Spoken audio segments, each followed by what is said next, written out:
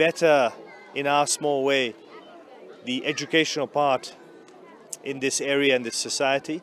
I'm very, very grateful for the support of the government, the Republic of Kenya, this great country, that they have always been with us and stood with us at all times, and we will continue to live up to that expectation with respect and humility. This auditorium today, the auditorium is a basic building that has got a stage, as I had promised, and that will aid the school to be able to use that as a facility to lease out, rent out, to get some income for further sustainability.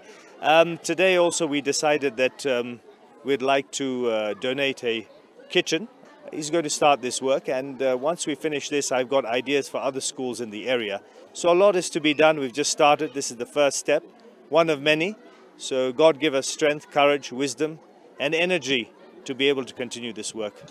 Na hii siku ya leo wamekuja wamefanya hivyo in less than a year, wameimaliza na wamekuwa watu wa maana sana katika community yetu ya Sorai. Tunawashukuru pia kwa sababu kwa mwaka huu na last year wamepata kusomesha watoto kutoka maeneo haya 101 of them full paid school fees na scholarship, na imekuwa ni kitu ya maana sana. Tunaomba kwamba pia wahisani wengine in other places of the country, I think they should follow suit, wafanye vile familia Pateli inafanya, kujenga mashule, kutengeneza mabarabara, kusaidia watu na maji.